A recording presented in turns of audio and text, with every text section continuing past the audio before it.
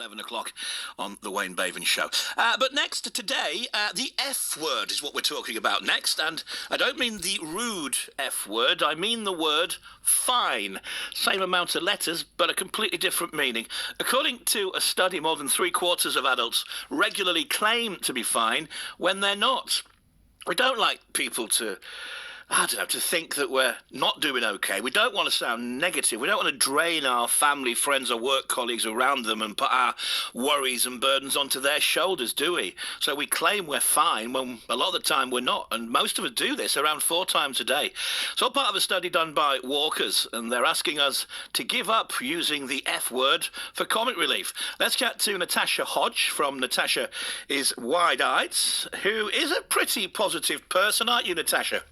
I'm a very positive person. Thank you very much, Wayne. Great to speak to you. Whenever I speak to you, I can feel those positive vibes hurtling towards me through the radio waves, Natasha. Oh, that sounds good. Excellent. We all use the word fine. I'm guilty of it as well.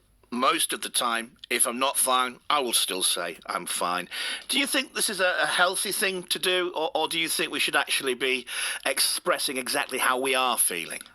It's a really tricky one, this, isn't it? Because it's language. It's what we've learnt over time, that it's sort of a quick thing that we say. It's definitely not healthy, is it, to bury any low mood or, mental health trauma. But to open that up in conversation as soon as somebody asks you, if you've just, gone to work and somebody says, how are you? You say, well, I'm not okay, actually.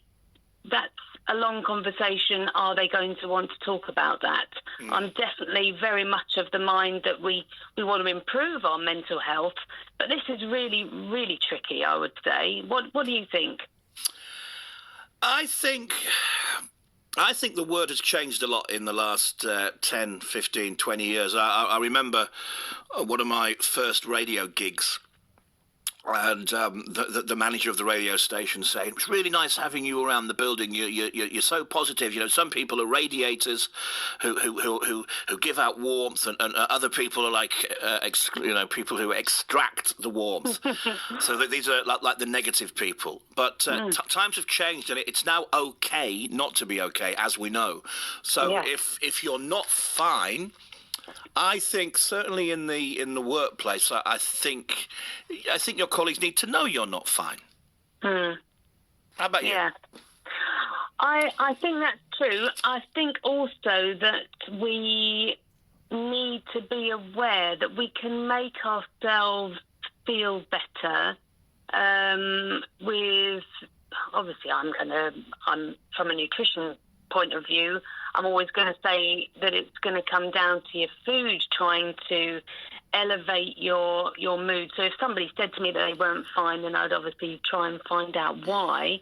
But it's just having the answers, isn't it? So if somebody says that they're not fine, how do you answer that? And I think that is a brilliant thing that this campaign is highlighting. That actually we could do with being taught how to respond to somebody that isn't fine.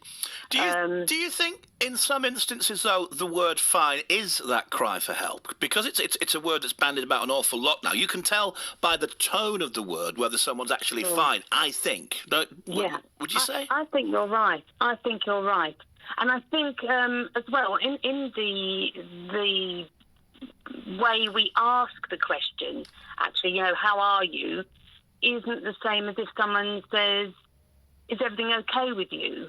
That would be a better question, wouldn't it? Because then somebody could say, no, actually, it's not okay. I'm struggling a little bit in whatever field that they are struggling. But we definitely, as a society, need to be more open with each other, don't we? But we do need to be taught that, because it's not easy. How do we change that mindset then, Natasha? How can we do that? Well, I think, obviously this is a great campaign to get us talking about it, to actually ask each other those questions, to say, how would it be, how would I be able to help you? To be more open, of course, and to be more honest with each other. But it's, we're all stiff upper lip, aren't we, a lot of the time in this country? Yes, it's great what you said about it's getting there, that we know that it's okay not to be okay, but it's answering those questions. And, I mean, it's brilliant that we're talking about it today on the radio. I think if we can all start to say to each other, it's okay to have this conversation, I know for me, from my personal experience, if Vic, my producer, if I knew she wasn't fine, then, I don't know, let's say something wasn't quite right as it should be through the programme. Let's say that Vic's took her eye off the ball a little bit. I would understand why that happened. But if someone's telling you they're fine and they're not fine, you judge people in a different way, if you know what I mean?